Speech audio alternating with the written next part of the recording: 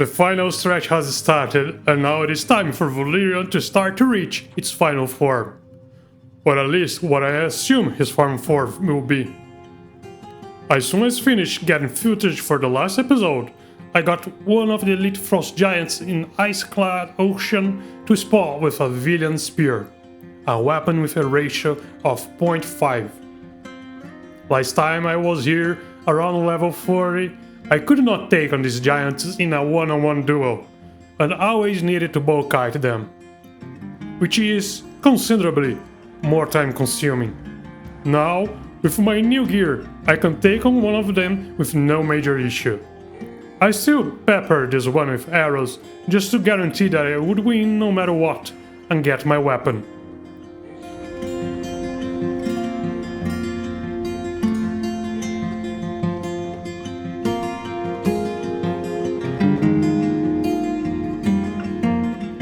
With my new loot in hands, I decided to put the new weapon to the test and go for level 51.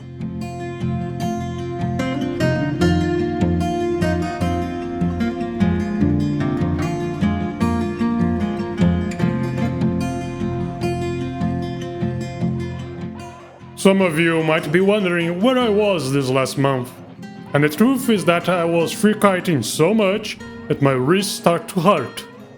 This first part of the video was actually recorded a month ago after some absolute no-life XP grinding session. And the pain probably happened because when free kiting you need to keep pressing forward frequently, so you are always in range for your attacks to land. And the repetitive movement just got my wrist. And when you feel a pain in your wrist, you should just stop immediately. That's what I did and took a month break from Everquest. But don't you worry, I'm okay now. I just have to remember that a rainy weekend is not an excuse to spend it pressing W over and over. Now, back to the game. Eastern Waste is proving to still be a good place to grind for experience.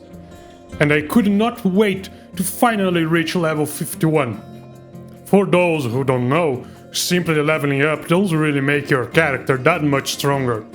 It is the level of your skills that really matters, and leveling allows you to raise those skills even more. At least until you reach level 40. Your melee skills stop increasing after you reach level 40, all the way to level 50. But the monsters, those keep getting stronger. At 51, your skills finally start to increase again, which is just good news. The leveling process did definitely slow down at 50. Dark Blues are now only 2% per kill, but here's the cool part. I still have 45 charges of my XP potion. That's right, more than 4 per level. So as long as I can get 25% XP per hour, while under the bonus, I'm golden. And only 2 potions later, I got myself to level 51. And I was ready for some adventuring.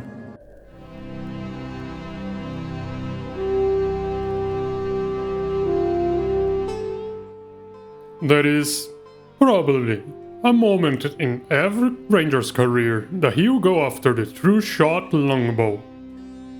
Our journey after this famous bow starts in California, where we find Mason Trueshot, the current master of the local Rangers Guild.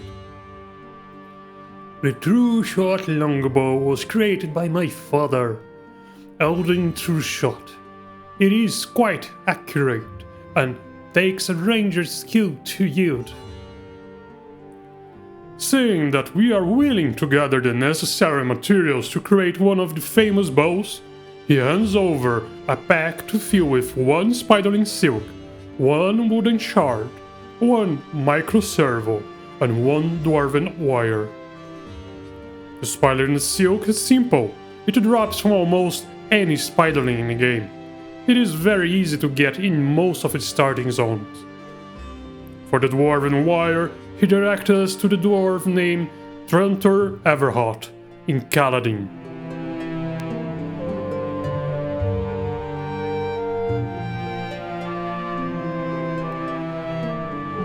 We travel to the Dwarven city and Everhot agrees to exchange some of wire for a couple of Thumpy tonics. So we go to the tavern Aroto's Eats, where Thumpy Aronto does not have his tonic for sale. Unbelievable! But he can make us some if we bring the ingredients to him. Is 1 flask of water and a Kiola nut. And where do you get the Kiola nut? It is on the Sisters Island in the Ocean of Tears. It is not that bad because we'll need to go to Freeport anyway.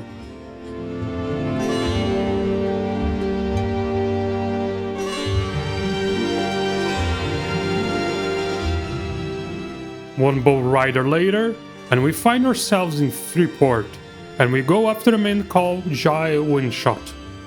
He's the one that will get us some wooden shards, and all he asks in exchange is a small lantern. Our Ed took the opportunity and traded with him 10 lanterns, just so I would have some extra shards if needed. On the ride back to Fedor, we stop at the Sisters Island and buy the Kiola nuts. I got 20 of those myself. And the good part is that if you're fast enough, you can buy them and return to the ship before it leaves. Back in Caladim, I trade those nuts for Thump tonics, and then trade those tonics for spools of dwarven wire.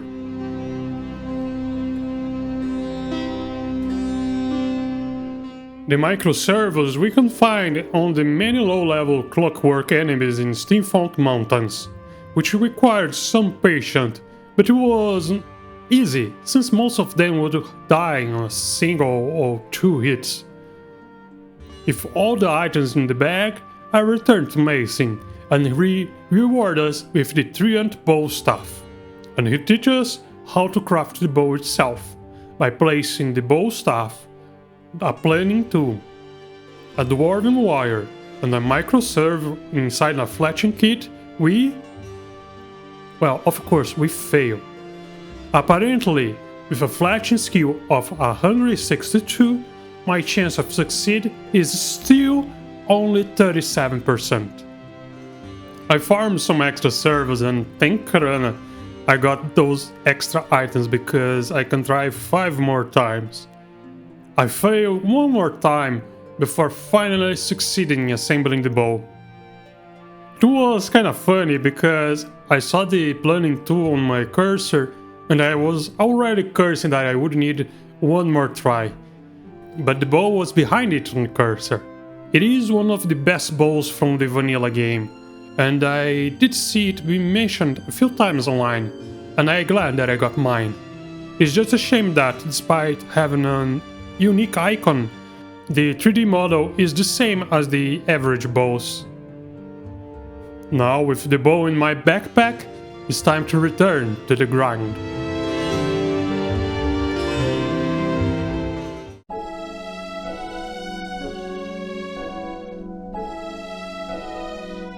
Eastern Ways still have more to offer to a ranger level 51, even with almost everything in the zone being light blue by now, a group of woolly rhinos aren't. And when I say a group, I mean it. Because there are other rhinos throughout the zone that are at a lower level. But in this specific area, they start at level 39. And for a place in the middle of the zone, it is a pretty decent area. Mammoths won't aggro on you, the giants are only threatening, so you have time to walk away from them. The only thing that you have to worry about are the manticores.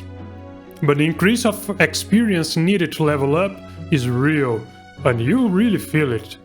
To go from 50 to 51, you need around 10 million experience. From 51 to 52, you'll need 23 millions. It is the double. This time, I didn't need all 4 XP potions that I had set aside for this level, but thankfully, I was hitting the target of 25% per pot. Even though sometimes I would aggro a manticore and had to waste time running out of the zone and then back in. After reaching level 52, I still had more time remaining on my 4th potion, and guess what? This place still was good for level 53, so why not keep going?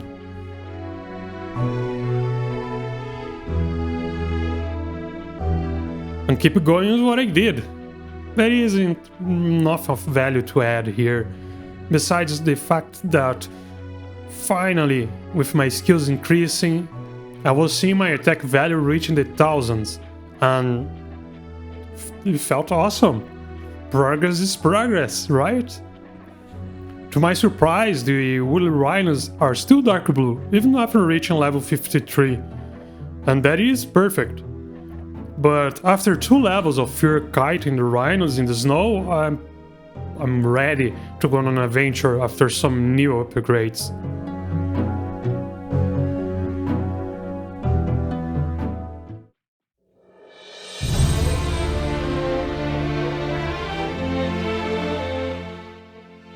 The rumors are that the guild masters of the Queen's Warriors Guild reward their best recruits with brace worth of heroes.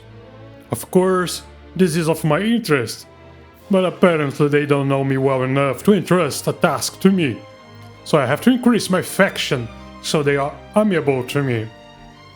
After a quick research, I found that the best way to increase my faction with the Steel Warriors is doing the newbie weapon quest in Freeport.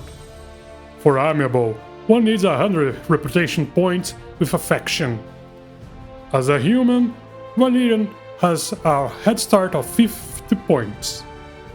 And each turning of the newbie sword quest netted another 25 points. It is an easy quest that requires you to turn in 3 items that drop from low-level monsters in the region, and after 2 turn-ins, I was amiable with the guild. Back to Queenus, I was finally given the quest. Now speaking with the correct guild master, he tells us about the gladiators that have escaped the arena pit. Ask him about the second escaped gladiator, he will point us to a Minotaur hero that ran away to his home in Steinfeld Mountains. He also let us know that the Minotaur does not live with his brethren, but will come to their aid in times of need. His instructions take us back to Meldrath Cave. Here, we have to kill the low-level Minotaur slavers until a Minotaur hero comes to their rescue. The Minotaur hero actually spawns outside of the cave, so it is a good thing that I was checking my tracker. And he is level 35, so he wasn't a challenge to me at my current level.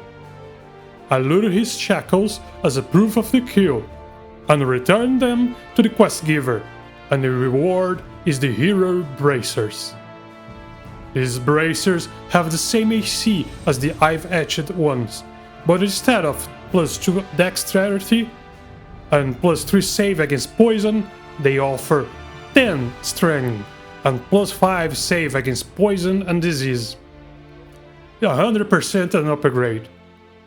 And if it matters to you, it uses the plate armor textures for fashion quest enthusiasts.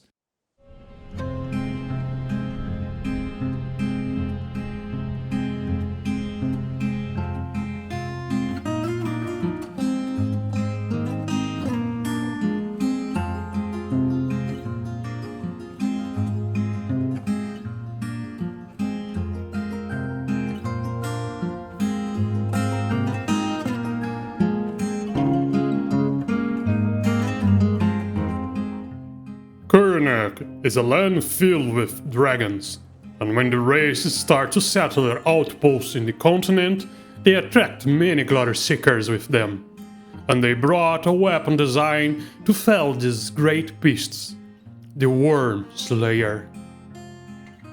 The quest for the Wurmslayer is a very scripted one, so I chose to start collecting the items first.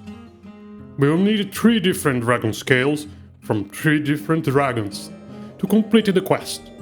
The first 2 are nearby in the burning woods. The first worm we are going after is Jilton.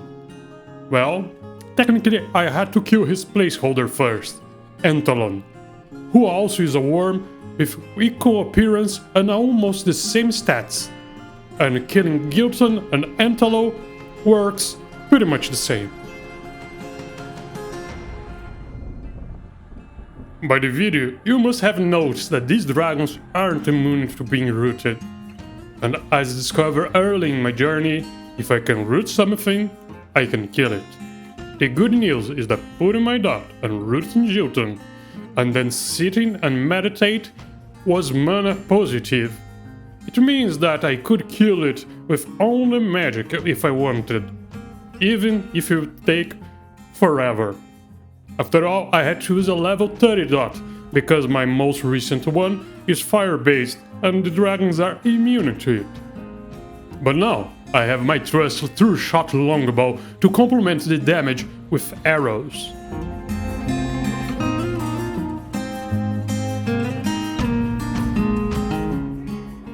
Almost 25 minutes. That's how long it took to take down one of these worms. Not only the dot is only 13 damage each silver tick, the bow damage isn't much to write home about too. While fighting the placeholder, I did try getting to melee after it reached 50% of its health. But I never saw my HP bar go down so fast. Melee was out of the question until the worms started to try running away in fear.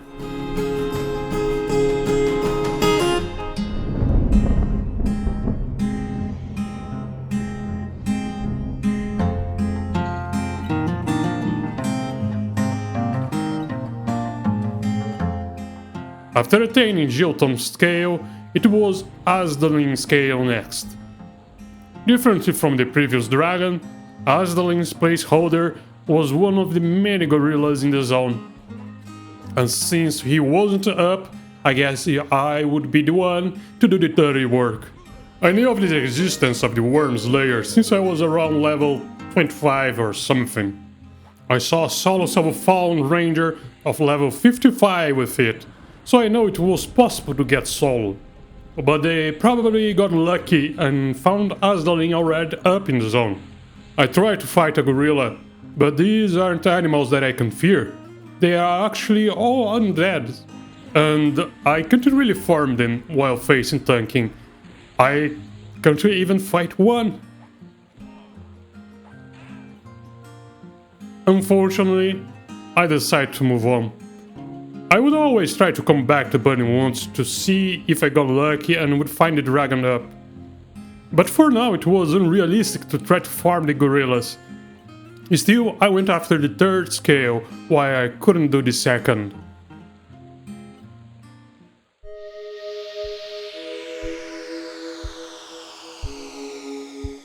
This last one is a little more involved. First we need to get the gem called Tektite, which you can obtain for a gargoyle of the same name. The problem? The gargoyle Tektite is a guard for the Overture settlement. A settlement for the evil races. The races that hate me and want to kill me on sight. At first I tried to make use of invisibility and stealth to run inside the settlement and try to calm and sneak from there, but I had no success. In most cases in this game, architecture is more of a suggestion, and enemies can see through walls.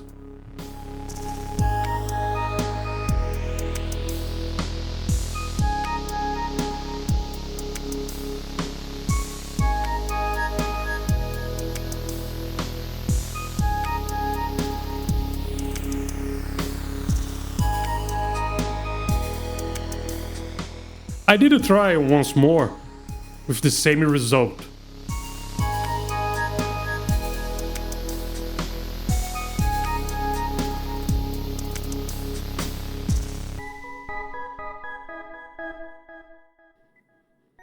Next time I was a little more creative. I used harmony to reduce the aggro rages from the gargoyles, and from the entrance tunnel I approach with sneak.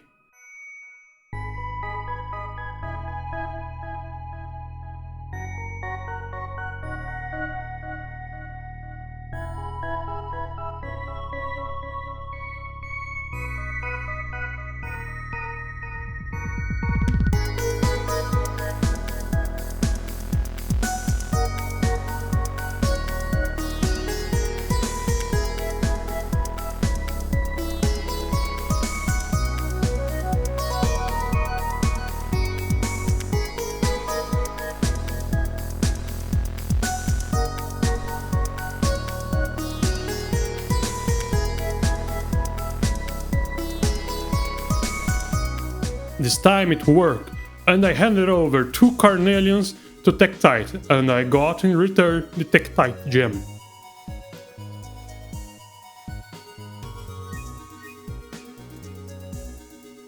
Next, we take a trip to Antonica, and return once more to the Temple of Solosacro, with the Tektite and a peridot that you can buy in most jewelry stores. I hand over these gems to Lord Lyfix of Burnwood. He does look like a high elf paladin, but upon handing over the gems to him, the description text tells us of how his form shimmers and he plucks a scale from himself. With that, I already have 2 out of the 3 scales.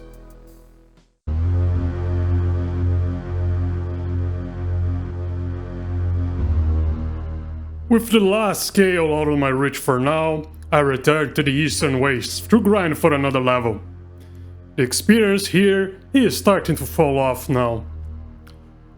Now, not every Ruddy Rhino gives 2% of my experience bar, more like 1 in 3 give the 2%. I'm thankful that since my skills are increasing again, I'm getting stronger, and I can see the results. And even when getting less XP per enemy, I still manage to reach my target of 25% of experience bar per potion. This is also the last level where I can take full advantage of these rhinos. The first light blues will start to appear at 54. And I did some testing, and light blues are a scam. They don't suddenly become super weaker. So they still take a lot of work to kill, while not giving you enough experience for not even 1% of your XP bar. And that is with the potion running. Well, I already had some head start, and 3 potions later, I level up once more.